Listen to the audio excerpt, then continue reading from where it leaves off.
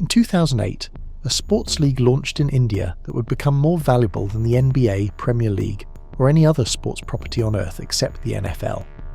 Today, IPL franchises sell for over $1 billion each, media rights exceed $6 billion, and 400 million people watch the finals, 3 times the Super Bowl audience. 15 years ago, this seemed impossible. Despite cricket being India's most popular sport by far, it generated only $25 million annually across the entire country. The sport's governing body didn't even know broadcast rights had value. Teams had no sponsorships, and there was no professional league structure. Cricket's commercial potential was completely untapped. Then Lalit Modi identified that Indian cricket was the most under-monetized asset in global sports and set out to transform it. He engineered a $1 billion broadcast deal for a league that didn't exist, made Bollywood superstars team owners through deals requiring zero upfront investment, and positioned cricket to compete with soap operas instead of sports. Within 3 years, he had increased cricket revenue more than tenfold while destroying Rupert Murdoch's position in Indian sports media. Modi's aggressive methods, however, made him powerful enemies. By 2010, he was forced into exile in London, facing charges of corruption and match-fixing, where he remains today, banned from cricket for life. Yet the league he created didn't collapse. Instead, India's Supreme Court intervened to restructure the governance, transforming the IPL into an investable asset that became more valuable without Modi than it ever could have been with him in charge. This is the IPL story, how Lalit Modi built it from nothing, the corruption scandals that nearly destroyed it, and its transformation into something more valuable than anyone imagined.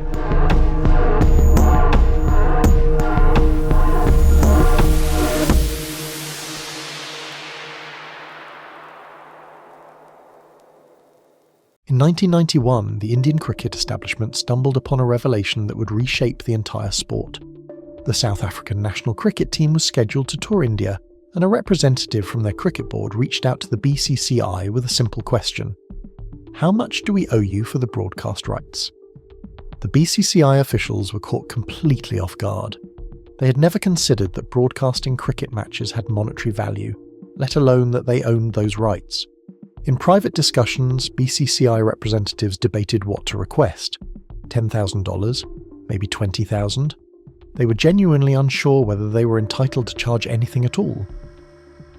When the meeting took place, the South African official made an offer before the BCCI representative could say a word: $200,000. The BCCI immediately accepted, trying not to show their surprise. This moment marked the beginning of cricket's transformation from an amateur gentleman's sport into a commercial enterprise. But more importantly, it revealed something fundamental.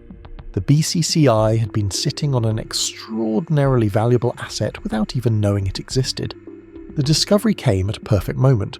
Throughout the 1990s, television was penetrating Indian households for the first time. Before this decade, there was essentially no sports media culture in India, because there was no mass media infrastructure. As TVs began appearing in homes across the country, a massive opportunity emerged for anyone who could control compelling content. One person who understood this opportunity better than anyone was Lalit Modi, who would go on to revolutionize Indian cricket and transform the BCCI into one of the world's most powerful sports organizations. His path to reshaping cricket began with an unlikely foundation: his family's tobacco business and an obsession with American sports culture. Modi came from one of India's prominent industrial families. His father, K.K. Modi, had built a substantial conglomerate centered around tobacco, with a sales force of 80 to 100,000 representatives visiting corner stores throughout India, reaching every village and town where no major distribution networks existed. Sent to study in the United States, Lalit became fascinated at Duke with something unremarkable to Americans but revolutionary to him: sports culture. He watched students organize entire schedules around basketball games and saw Monday Night Football become appointment viewing that brought communities together. Sports had become fundamental to the social fabric, driving an enormous media and advertising industry. When Modi returned to India in the early 1990s without finishing his degree, he was obsessed with replicating America's sports media ecosystem. India, however, had no sports media infrastructure, no channels, no broadcasting tradition, no advertising market. Modi approached Disney, which owned 80% of ESPN, America's dominant sports media brand. His pitch was audacious. leverage his family's massive tobacco sales force to penetrate the Indian market. His genius was recognizing that India's cable infrastructure was being built in a completely decentralized way, not by major companies like in America, but by thousands of small, independent operators running mom-and-pop operations where someone would install a satellite dish, pull signals from international channels, and run wires to neighborhood homes. Modi's sales force could reach these operators directly, since each representative already visited local shops in their territory. They could also visit cable operators to offer Disney content. Initially, this wasn't sports at all.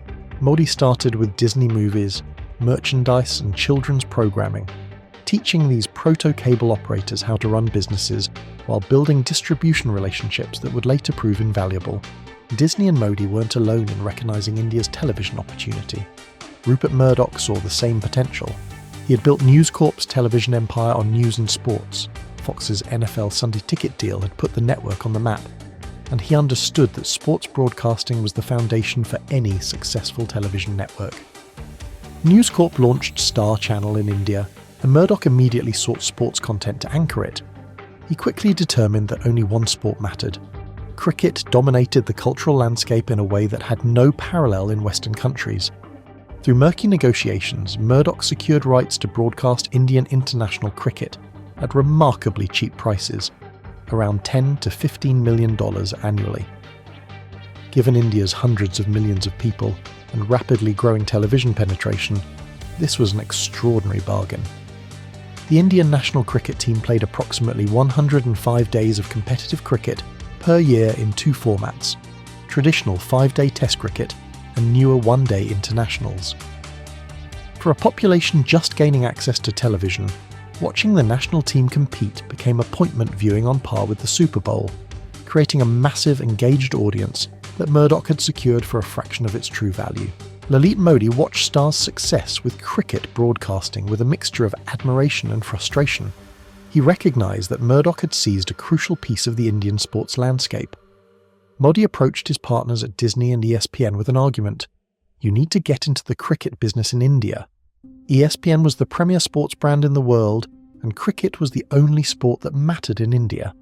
Disney needed to compete. Modi, Disney, and ESPN approached IMG, the international sports agency that had pioneered athlete representation and sports marketing. IMG had famously helped Rolex develop its Testimony program that brought endorsement athletes like Arnold Palmer, Jack Nicklaus, and eventually Roger Federer into the Rolex family. IMG understood how to structure sports media deals and had the relationships throughout the cricket world to potentially help Disney break into this market. Together, this partnership approached the BCCI with a proposal. The broadcast rights you've sold to Star and Rupert Murdoch are worth significantly more than you're being paid. Run a proper auction process, and we will pay you more than Star is paying. The BCCI at this time was not a profit-maximising organisation. It was structured as a quasi-governmental regulatory body responsible for developing cricket in India, managing the national team, and ensuring the long-term health of the sport. Board members were typically industrialists from India's prominent business families who saw BCCI involvement as prestigious and potentially useful for networking. They weren't primarily focused on extracting maximum commercial value from cricket. Modi's pitch was compelling, however, because he could point to concrete numbers showing how much money was flowing through cricket broadcasting and how much the BCCI was leaving on the table.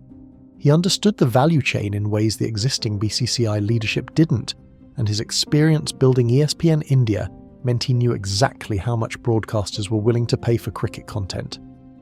The competition between Star and ESPN for cricket rights became increasingly expensive. After several years of bidding wars driving up prices, the two organisations merged their Indian operations in 1996 to create one dominant sports broadcaster that could efficiently monetize cricket instead of splitting the market. According to Modi, Rupert Murdoch was furious about being forced to pay significantly more for cricket rights and used the merger to push him out entirely, despite the Modi family's 50% ownership stake. Star and Disney countered that Modi had been underreporting revenues from cable operators and accepting kickbacks. After years of litigation, Modi was removed from the company he had helped build with nothing to show for it. From Modi's perspective, this was a devastating betrayal. He had brought Disney to India, modernised the cable infrastructure, and introduced sports broadcasting to the country, only to be cast out because Murdoch orchestrated his downfall. This created a blood vendetta where Modi didn't just want business success, but to destroy Murdoch's position in Indian cricket and prove he was the rightful king of Indian sports media. This personal motivation would drive everything that followed. After his ouster from Star ESPN, Modi spent several years in exile from the sports media business he had helped create, methodically planning his return. He understood that the key to controlling Indian cricket was controlling the BCCI, which held all the power. They owned the broadcast rights, controlled the national team, and determined which leagues and tournaments could operate in India. If he could get himself onto the board, he would have the power to reshape Indian cricket according to his vision. The BCCI's structure made this challenging but not impossible.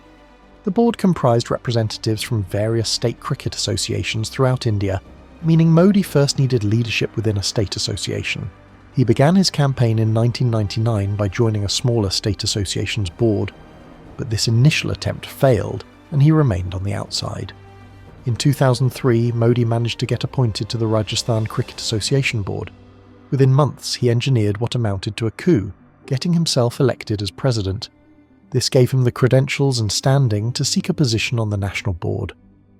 While working his way into the BCCI structure, Modi began a public campaign arguing that Indian cricket was catastrophically under-monetised. He pointed out that cricket commanded 93% of all sports viewing in India, not an estimate, but the actual calculation of total hours spent watching sports. For comparison, the NFL accounted for perhaps 37% of American sports viewing, despite being the dominant sport. Cricket's monopoly on Indian attention was absolute. Modi argued that broadcast rights were being sold for $10 to $15 million annually when they were worth hundreds of millions.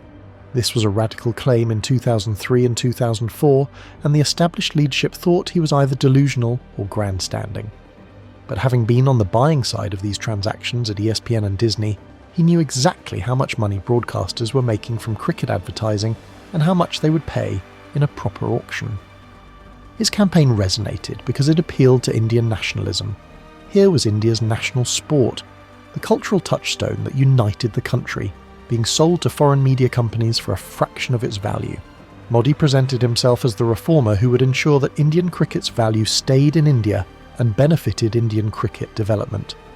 Whether his motives were genuinely nationalistic or purely self-interested is debatable, but the message was effective.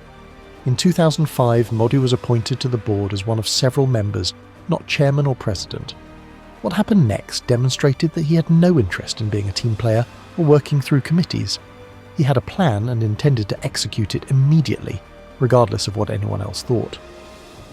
His first target was the Sahara Group, which held the presenting sponsorship of the Indian national cricket team for $100,000 per year. The team played 105 days of competitive cricket annually, broadcast nationally to hundreds of millions of viewers. Sahara was paying less than $1,000 per day for the most prominent sponsorship position on India's most watched sports property. Modi went to Sahara with a simple message. The price is now $1 million per day of competition, raising the annual bill from $101,000 to $105 million. If you don't want to pay, I'll put this sponsorship to open auction, and we'll see what other companies offer. This 1,000-fold overnight increase was so audacious it bordered on absurd, but Modi grasped something crucial. If you wanted to reach India, there were exactly two ways: Bollywood movies and cricket.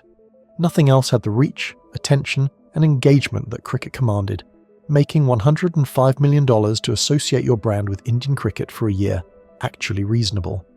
To everyone's surprise, Sahara agreed without demanding an auction or aggressive negotiation. This single deal became the highest-paid jersey logo sponsorship of any sports team in the world. Money cricket, or any sport, had never seen before. Modi then identified another gap. No one was providing the team's uniforms and equipment in exchange for sponsorship rights. Individual players had small endorsement deals with Nike, Adidas, or Reebok, but there was no official kit sponsor. He approached all three companies and created an auction for the right to be the official gear provider, with a minimum bid of $50 million annually. This figure seemed to come out of nowhere with no precedent for cricket equipment deals at this scale. But Modi recognised these companies were desperate to penetrate the Indian market, and associating with the national cricket team was the fastest way to establish that presence. He turned the bidding process into a media event, requiring sealed envelope submissions and holding a press conference where he opened them in front of assembled media. The spectacle itself was marketing for Indian cricket, demonstrating this was now a big-money professional sport. Nike won with a bid of $52 million annually. Combined with the Sahara sponsorship, Modi had secured $157 million in annual sponsorship revenue, where previously there had been perhaps a few $100,000. Having demonstrated his ability to extract massive value from sponsorships, Modi turned to the biggest prize, the broadcast rights themselves. Star Rupert Murdoch's company held these rights under a multi-year contract, paying somewhere in the range of $10 to $15 million annually. Modi requested a meeting with Murdoch personally. Scheduled for a Friday afternoon tea to seem friendly and informal, he sat down and immediately went on the offensive, informing Murdoch that the existing contract was terminated effective immediately. He claimed there were technical violations in how Star was operating, and regardless of contractual terms, the board was going to rebid the rights with a minimum bid of $500 million for 4 years, roughly a 10 times increase. Murdoch was furious, arguing that Modi had no legal right to break an existing contract and pointing out that Star was essentially the only sports broadcaster in India at scale. With ESPN merged into Star, who exactly did Modi think was going to bid against them? This reaction was exactly what Modi expected. He was betting that Murdoch would think he was bluffing or delusional, but Modi had learned from building ESPN India that creating a sports channel wasn't difficult.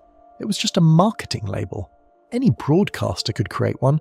The only thing that mattered was whether you had sports content to broadcast, and he was offering the only sports content that mattered in India.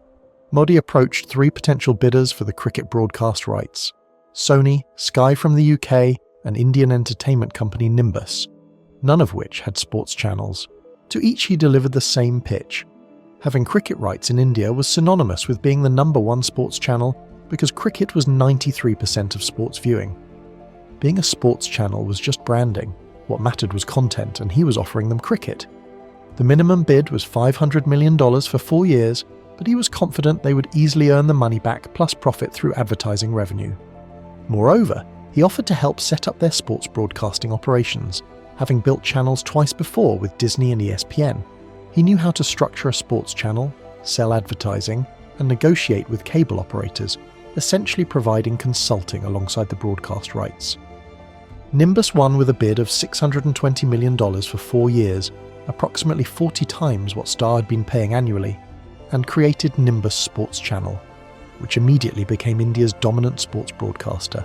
Star and Rupert Murdoch were completely shut out of cricket, the only sports property that generated significant viewership in the country.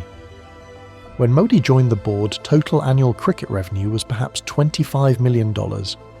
After his first year, it reached $312 million, a more than tenfold increase. He had transformed cricket into a major commercial property, executed revenge against Murdoch by destroying his position in Indian cricket, and proven cricket's enormous untapped value. Modi wasn't satisfied, however. The Indian national team played over 100 days of competitive cricket per year, while the NFL played 285 games across 32 teams and Major League Baseball over 2,000. There was enormous room to expand cricket's inventory, and he was already planning the next revolution. By late 2005, Modi had accomplished everything he set out to do with international cricket, but he kept returning to a fundamental problem: inventory scarcity. The Indian national team's 105 days of cricket per year generated enormous viewership and value, but this was all the cricket inventory India produced. There were no domestic teams, no city-based franchises, no league structure beyond international matches. Cricket could theoretically support far more inventory than it was producing. Unlike American football, cricket was not a contact sport, and the existence of 5-day test cricket proved cricketers' bodies could handle playing frequently. There was no physical reason why Indian cricket couldn't produce 5 or 10 times more games. The challenge was creating a structure where those games would matter and people would want to watch them. International cricket worked because national pride was at stake. India versus Pakistan became a national holiday. India versus Australia or England carried colonial historical significance. But could you create domestic cricket that generated the same level of engagement? While Modi was thinking about these problems, something remarkable was happening in England. Cricket was dying as a spectator sport in the nation that had invented it. Stadiums were empty, the average age of attendees was rising dramatically, and young people simply weren't interested. The fundamental problem was time. Test cricket took 5 days, one-day internationals took 8 hours during the working day, only retired people or the independently wealthy could attend. In 2003, English cricket authorities introduced a new format called T20 cricket as a desperate gamble to save the sport. Each team would face exactly 20 overs, 120 balls total. The mathematics transformed the game completely. With strictly limited balls, every ball mattered, creating aggressive, exciting cricket where batsmen tried to hit sixes and defensive play was impossible. Most importantly for commercial viability, T20 matches lasted approximately 3 hours, meaning they could be played in prime time. For the first time, working people could finish their workday and watch an entire cricket match from start to finish. The traditional cricket establishment initially despised T20 as a bastardization of the sport, and early matches were treated as jokes. But something unexpected happened. People actually wanted to watch it. Young people started paying attention, women started watching, stadiums filled up, and television ratings were strong. What had been a desperate experiment was proving to be genuinely popular entertainment. In 2007, the International Cricket Council organised the first T20 World Cup in South Africa. India's star players, tired from the recent One-Day World Cup, sat out what they saw as a less serious tournament, so India sent essentially their B team of younger players that no one expected to perform well. Lalit Modi travelled to South Africa to watch the tournament, already planning to launch a domestic T20 league in India in 2009. During the tournament, he announced that any player who hit 6 sixes in a single over would personally receive a Porsche 911, and during India's match against England, young player Yuvraj Singh accomplished exactly this rare feat. Modi was caught on camera celebrating with Singh making khaki-turning gestures, and the moment went viral across Indian television. Against all odds, India's young team kept winning until the final came down to India versus Pakistan, a rivalry that brings the entire subcontinent to a halt. The match came down to the final ball, and India won, drawing a television audience of 400 million people and making it the 10th most watched event in the world that year. Modi immediately arranged for Nike-sponsored open-air tour buses to meet the team in Mumbai at 6 a.m, and despite the early hour, 4 million people lined the Victory Parade route from the airport to the stadium. It took 11 hours because of the crowds, with the entire event broadcast live across the country. This was the moment Modi had been waiting for. T20 cricket had proven itself on the global stage, India had won the championship, and the country was euphoric. If you were going to launch a domestic T20 league in India, you couldn't ask for a better setup. Modi and his partners at IMG understood that creating a successful league required solving 3 fundamental problems simultaneously: how to get the best players in the world, how to ensure competitive balance, and how to expand the audience beyond traditional cricket fans. Other domestic cricket leagues existed in Australia, England and elsewhere, but they were essentially minor leagues generating modest interest and minimal revenue. If Modi was going to create something truly transformative, he needed to think differently about league structure. The challenge with getting the best players was that they were spread across multiple countries, all primarily committed to playing for their national teams. Modi had a structural advantage no other potential league organiser possessed. The BCCI controlled contracts for all Indian players through the national team. If you were an Indian cricketer and wanted to play for India, every player's dream and primary source of income and fame, you had to maintain a good relationship with the board, giving it effective veto power over where Indian players could play. Moreover, India had enough cricketing talent that even without international players, you could field competitive teams. Modi could start with a base of BCCI-controlled Indian players, then attract international talent by offering money and the prestige of playing in front of massive Indian audiences. Once he had a critical mass of talent, the flywheel would start. More talent attracted more viewers, which generated more revenue, which allowed him to pay more to attract even more talent. The second problem was ensuring competitive balance. Even with the best players, if the same teams win every year because they're wealthier or have natural advantages, fans lose interest. The English Premier League suffered from this, with a few wealthy teams dominating, and baseball had the same problem with the Yankees and Dodgers outspending everyone else. The NFL had solved this better than anyone through revenue sharing and a hard salary cap. Every team got equal shares of television money and had the same spending limit on players, creating any given Sunday parity where any team could beat any other. Modi needed competitive balance not just for fairness, but for a practical reason. He needed owners from diverse backgrounds and couldn't build the league he envisioned if only ultra-wealthy industrialists could competitively own teams. He needed Bollywood stars involved for their marketing power and cultural influence. But while wealthy by normal standards, they couldn't match India's billionaire families. If Mukesh Ambani could simply outspend everyone else, why would someone like Shah Rukh Khan even bother investing in a team he had no chance of making competitive? The third problem was expanding the audience beyond traditional cricket fans, and this was Modi's unique insight. If he created a domestic league targeting the same audience and advertisers as international cricket, he'd simply be cannibalizing his own success with the broadcast rights he'd already sold. The money wasn't there to support both. He needed to tap an entirely new audience that didn't currently watch cricket, which meant appealing to women who represented 50% of the population, but essentially 0% of cricket's viewership. He had to create something fundamentally different. Modi studied what made sports franchises risky investments and identified the biggest financial burden: stadium ownership and associated debt service. In English Premier League soccer, several teams had taken on hundreds of millions of pounds in debt for new stadiums or renovations, with debt payments consuming so much cash flow that teams often ran at losses despite massive revenue. American sports had similar complications with stadium ownership, leases, maintenance obligations, and capital expenditure requirements. He made a simple decision. IPL teams would not own stadiums or hold long-term leases. They would simply use existing cricket stadiums owned by state cricket associations under BCCI oversight, paying a small fee for their home matches with no capital tied up in real estate and no debt obligations. This decision had profound implications. It dramatically reduced the capital required to own a franchise. You were buying just the sports team, not a stadium.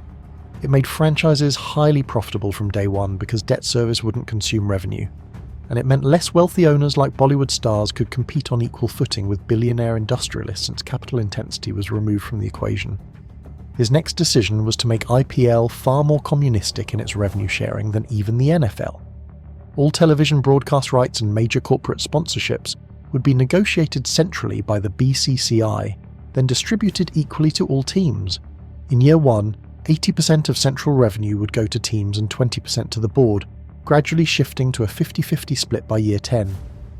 The board's share was designated for player development and stadium infrastructure improvements, though where that money actually went would later become controversial.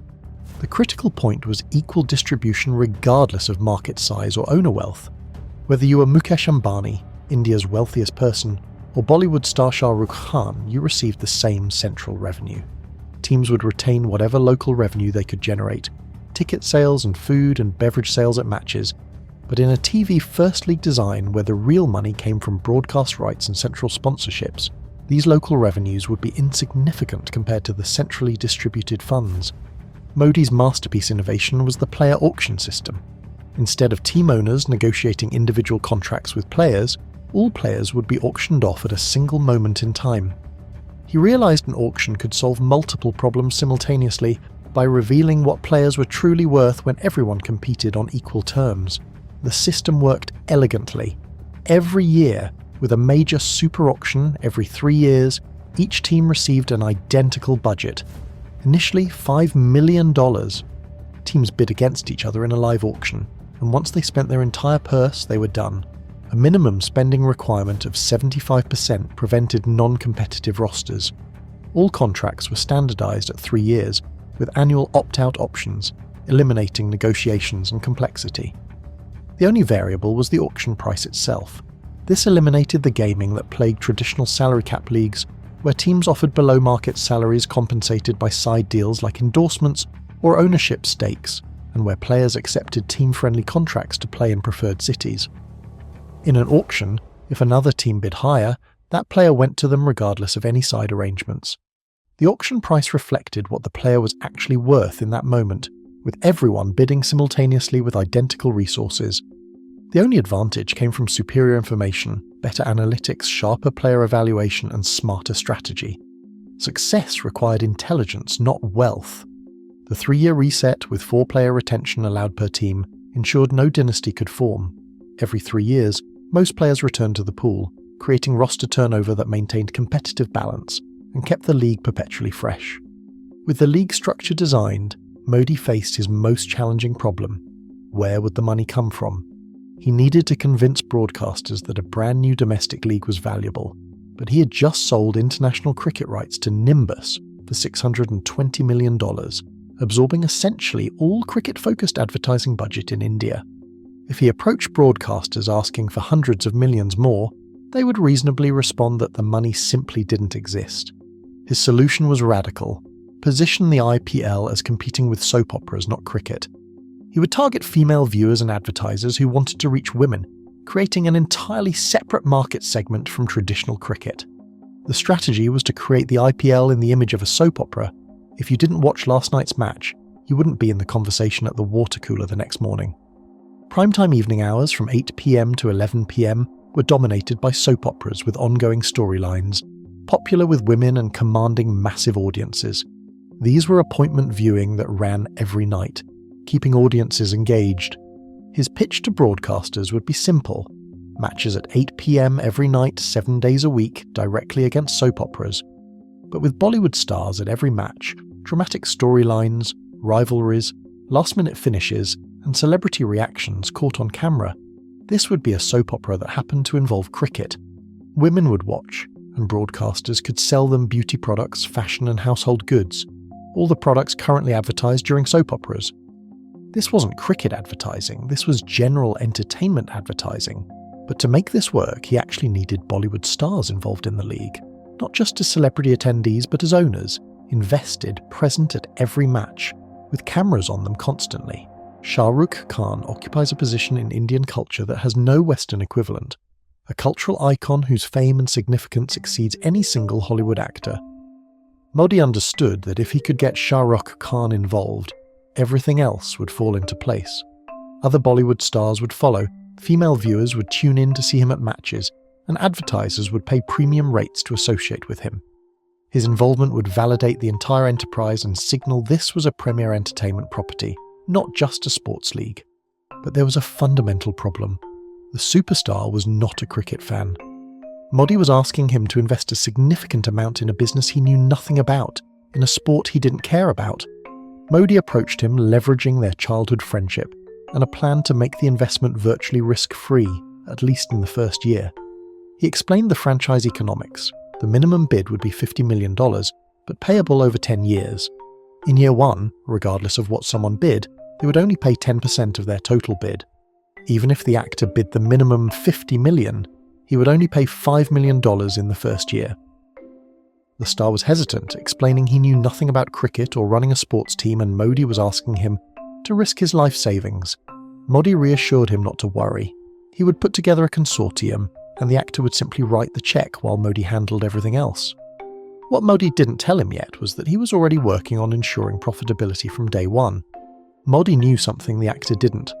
Nokia, the dominant mobile phone manufacturer in the pre-smartphone era, was desperate to sign Shah Rukh Khan as their celebrity brand ambassador in India, but couldn't close a deal.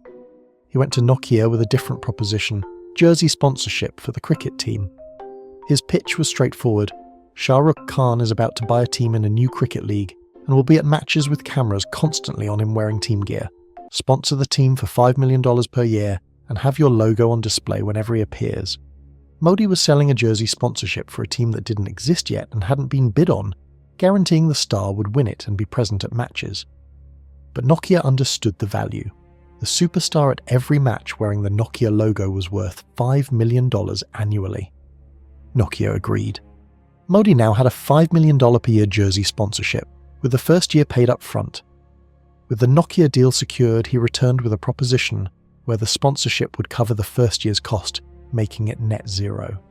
Shah Rukh Khan's consortium bid $75 million for the Kolkata Knight Riders franchise at the auction in January 2008. Once Shah Rukh Khan confirmed ownership, Preeti Zinta followed suit buying the Punjab Kings franchise, and other Bollywood stars became embedded in IPL as minority owners or associates. This naturally attracted female viewership, tapping into the soap opera advertising market rather than competing with traditional cricket. By late 2007, Modi and IMG had designed the perfect league structure on paper. They had competitive balance mechanisms, they had Bollywood involvement, they had the T20 format that was proving popular internationally. But none of this mattered if they couldn't secure a massive television rights deal before the franchise auction. Potential franchise buyers needed to know how much money they would receive from Central League revenue. Without a television deal in place, the whole financial model was speculative. Modi needed to show potential franchise owners that there would be, for example, $10 million per team in year one coming from television and sponsorship rights. This would make the franchise valuations credible and justify high bidding. But here was the problem. He was trying to sell broadcast rights to a league that didn't exist yet. There were no teams, no players, no history, no proof of concept. Yes, the T20 World Cup had been successful, and yes, he could point to the structure and the Bollywood involvement, but broadcasters would reasonably be skeptical about committing hundreds of millions of dollars to a startup sports league. Modi's goal was ambitious: secure a 10-year deal worth $1 billion total, $100 million annually. A $1 billion headline would create massive buzz and establish IPL as a premier sports property. This wasn't just about the money, it was about perception and credibility. He approached Sony, India's number 2 broadcaster after Star. Sony didn't have a sports channel at the time. They were primarily an entertainment broadcaster. His pitch was familiar. You can become the number 1 sports broadcaster in India instantly if you have cricket. Setting up a sports channel is just branding.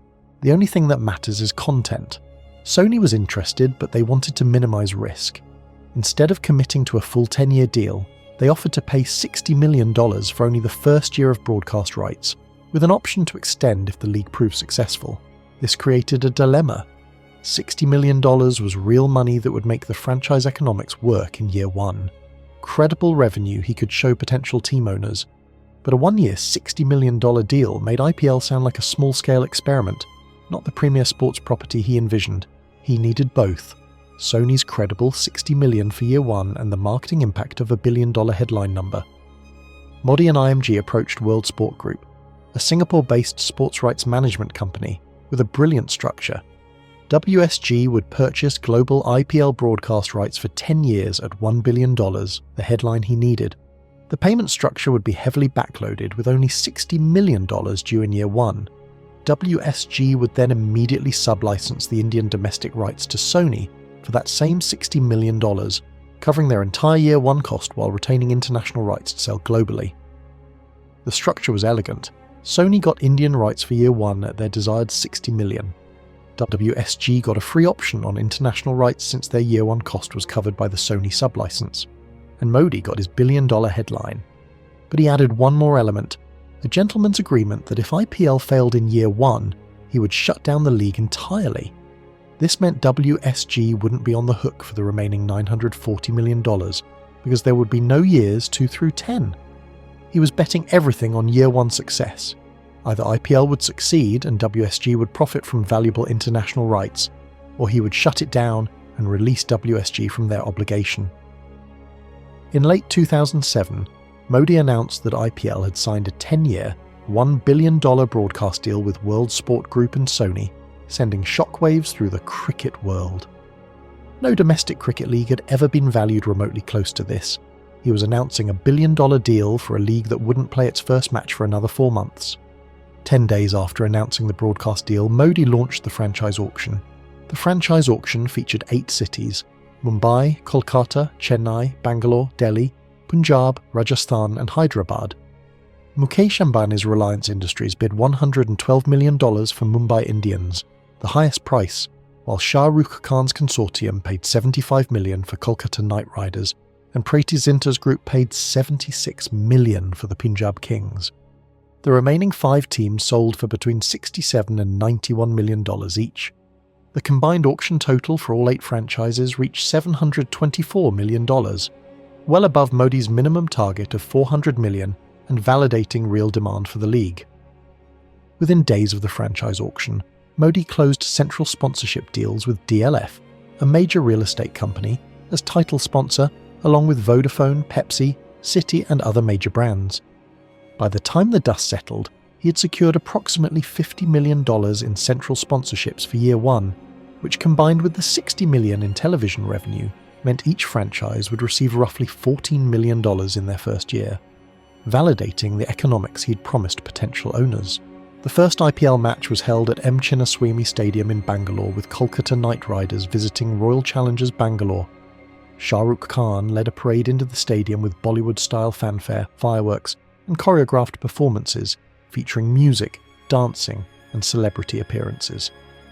This wasn't just a cricket match, it was a spectacle. As the season progressed, the Bollywood integration proved even more effective than Modi had projected. Shah Rukh Khan attended virtually every Kolkata Knight Riders match, and Preeti Zinta was equally present for the Punjab Kings, sitting in the owner's box wearing team colours, celebrating victories and consoling players after losses. Other Bollywood celebrities began attending matches even when their teams weren't playing, treating IPL as the place to be seen. The results were revolutionary.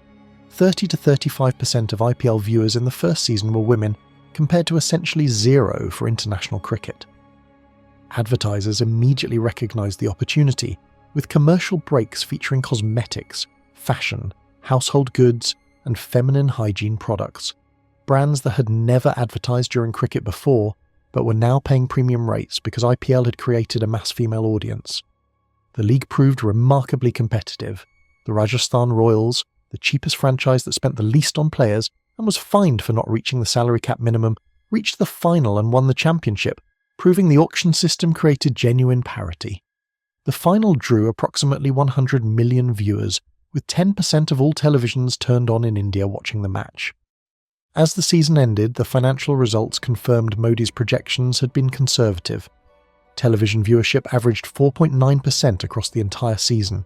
Nearly 5% of all operating televisions in India tuned to IPL matches on any given night, vastly exceeding typical American programming. Sony's advertising revenue well exceeded their $60 million rights payment, with industry estimates suggesting they nearly doubled their money in year one. For franchise owners, the economics worked almost exactly as projected. Teams earned $13 to $15 million in total revenue against costs of $4 to $7 million plus franchise fee payments, resulting in break-even to modest profits for most. Even the Rajasthan Royals ended year one profitable, despite minimal spending, validating the league design. The skeptics who had called the IPL a bubble had been proven wrong. This was a real league generating real revenue, attracting real audiences and creating real competitive drama on the field. But Modi's success also created vulnerabilities. He had accumulated enormous power very quickly, enriched many people, but also trampled over others. And success like this attracts not just admiration, but predatory behaviour from those who want to take what you've built. Modi's character had always been defined by pressing every advantage, and after IPL's spectacular first season, he immediately moved to renegotiate the television deal despite a long-term contract being in place. He claimed Sony had violated the contract, allowing competitors to advertise during broadcasts and cutting away from live coverage early in some markets to insert additional commercials. Whether these violations were substantial or mere technicalities is debatable, but Modi saw an opportunity. IPL had proven far more valuable than originally projected. Sony was making massive profits on their $60 million payment, and he wanted to capture more of that value. The renegotiation happened quickly, with World Sport Group bought out of their international rights deal, and Sony agreeing to a new contract. $2.4 billion over 10 years, or $240 million per year, a 4 times increase over year one. This windfall meant television revenue per team would roughly quadruple, turning break-even franchises into highly profitable enterprises. Sony remained willing to pay because they had seen the actual viewership numbers and advertising revenue, but World Sport Group found themselves pushed out entirely. As preparations began for IPL's second season in spring 2009, security concerns due to India's general elections forced the league to relocate the entire tournament to South Africa with just 1 month's notice. The move succeeded because IPL was fundamentally a television product where local attendance and ticket revenue were minimal. Indian fans could enjoy matches whether they were in Mumbai or Cape Town. Viewership remained strong, and playing in South Africa actually boosted IPL's international profile by exposing the league to new audiences. Coming off 2 successful seasons, Modi and the BCCI expanded the league from 8 to 10 teams, holding franchise auctions for new teams in Pune and Kochi. The auction prices were extraordinary. Pune sold for $330 million and Kochi for $370 million, roughly 4 times the 2008 average, driven by expectations that central revenue would keep growing. But the franchise economics were strained. At $370 million paid over 10 years, the Kochi franchise would need at least $40 million per year in central revenue just to cover their franchise fee before paying players or operating costs. Both new franchises faced financial difficulties almost immediately, with Kochi declaring bankruptcy and withdrawing after just 1 season, while Pune lasted 2 seasons before also withdrawing. These were the first failures in the IPL's history, creating an opportunity for Modi's enemies. In 2010, the BCCI suspended Lalit Modi from his position on the board with extensive charges: governance violations, bid rigging allegations, accusations of self-dealing with his family, allegedly holding secret ownership stakes in 3 franchises, and gambling connections. Modi maintained that he had created billions of dollars in value from nothing for Indian cricket, arguing everything he did followed normal business practices. As legal proceedings dragged on, he relocated to London and never returned. In 2013, the board officially banned him from cricket for life. The paradox at the heart of IPL's success becomes clear in Modi's exile. He brought a unique combination of vision, ruthlessness, and deal-making creativity that couldn't be replicated. He saw cricket's value when the establishment dismissed it, had the ruthlessness to break contracts and operate in grey areas, and creatively leveraged personal relationships with Shah Rukh Khan and Bollywood to get them involved from the beginning, which was critical to the league's success. He launched IPL in less than a year when conventional approaches would have taken 5 to 10 years, betting everything on year 1 success to create urgency among all stakeholders. A conventional executive would have moved more slowly, been more conservative, and faced internal bureaucracy that would have killed the momentum. The 2008 to 2010 window was unique. T20 cricket had just proven successful, India's middle class was emerging rapidly, and television adoption was accelerating. Modi seized this moment with a speed and aggression that required his particular personality and disregard for conventional business practices. He was necessary to launch the IPL quickly and successfully, yet the league would only reach its full potential after his removal. Just as the situation seemed to stabilise, disaster struck again. In 2013, Indian police uncovered systematic spot fixing in IPL matches, where players were paid by bookmakers to underperform at specific moments. The investigation revealed that players from the Rajasthan Royals and Chennai Super Kings had been paid to deliberately bowl poorly or get out at specific times to influence betting outcomes. Catastrophic for IPL's credibility, as match-fixing allegations are the death knell for any sport. The situation worsened when N. Srinivasan, the BCCI chairman who had led the campaign against Modi, refused to step down despite his Chennai Super Kings team being implicated, forcing the Indian government to intervene. The Indian Supreme Court took over the investigation and restructuring of the BCCI, spending 2 years cleaning up the governance.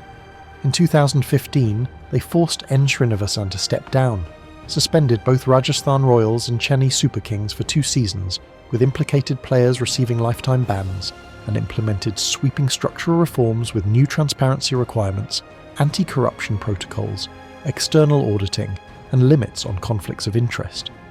After the reforms, IPL emerged as a significantly more professional organisation, attracting major private equity firms like CVC, which bought the Gujarat Titans franchise for $750 million in 2021. It would have been unthinkable for sophisticated institutional investors to touch the IPL during Modi's scandal-ridden era, but the Supreme Court's cleanup transformed it into a respectable, investable asset. The irony was complete. Modi's methods had created IPL and made it valuable, but his removal and the subsequent cleanup made it more valuable than it ever could have been with him in charge. In 2016, Mukesh Ambani's Reliance launched Jio, slashing mobile data prices and triggering the fastest smartphone adoption in human history. India's smartphone user base grew from 30 million to 800 million in just 6 years. This transformed the IPL's viewership from shared family televisions to personal, portable devices, dramatically expanding the audience and engagement. By 2017, when IPL media rights came up for auction again, the landscape had changed dramatically. The league had emerged from its corruption scandals with stronger governance, smartphone adoption was accelerating across India, and 9 seasons had proven the IPL's commercial success. Star, soon to be owned by Disney, bid $2.5 billion for 5 years, roughly double what Sony had been paying, acquiring both television and digital streaming rights. The price increase was justified by continued viewership growth with over 200 million unique viewers in 2016, improved advertising inventory with more sophisticated targeting, and the smartphone explosion making digital streaming valuable. Star could now monetize IPL through both traditional television and their Hotstar streaming platform. Star brought Disney-level production values to IPL broadcasting with high-definition cameras at multiple angles, sophisticated real-time graphics, and multiple commentary feeds in different Indian languages. This made the IPL feel like a premium professional product comparable to American sports broadcasts and attracted even more viewers. The 2019 IPL season represented the peak of the Star era. The final between Mumbai Indians and Chennai Super Kings drew 300 to 400 million unique viewers, triple the 2025 Super Bowl's record 138 million. The season's total unique viewership reached 361 million people, meaning more than a quarter of India's population watched at least one IPL match. This represented unprecedented reach for advertisers wanting to target India's middle class and younger consumers with disposable income. When media rights came up for auction again in 2022, several factors converged to create explosive growth in value. The smartphone revolution was complete with 800 million Indians now owning smartphones. The IPL had grown to 10 teams after successful expansion franchises were added in 2021, and COVID had accelerated streaming adoption worldwide. Most importantly, genuine competition emerged for the rights. Star and Disney wanted to retain them. Viacom18, a joint venture between Paramount and Reliance, desperately wanted to enter the sports market, and Google and Meta were rumoured to be preparing serious bids. The BCCI strategically split the rights into multiple packages to maximise competition: India television rights, India digital streaming rights, international rights, and special rights packages. Star and Disney won India TV rights for $3.1 billion over 5 years, Viacom18 and Reliance won India digital rights for $3.1 billion, and Viacom18 also won international rights. The total package reached $6.2 billion for 5 years, or $1.24 billion per year, a 2.5 times increase over the previous deal. The split proved catastrophic for Disney. The entire reason Disney had acquired Fox, which owned Star India, was to secure IPL streaming rights for Disney plus Hotstar. Losing digital rights to Viacom18 meant losing the primary reason millions of Indians subscribed to the platform. The very next quarter, Disney Plus reported its first ever global subscriber decline, driven entirely by losses in India as subscribers fled to Viacom18's free streaming service, Jio Cinema. Bob Iger had bet Disney's entire India strategy on IPL streaming and lost. By November 2024, Disney and Reliance announced a merger of their Indian media operations, combining Star and Viacom18 into a single entity that now controls both television and digital rights. The consolidation resolves Disney's immediate crisis but raises a critical question for IPL's future. Without Disney and Reliance competing against each other in the 2027 auction, will the explosive rights growth continue? Or has the merger removed the competitive tension that drove valuations to record heights? IPL's trajectory suggests continued substantial growth over the coming decades.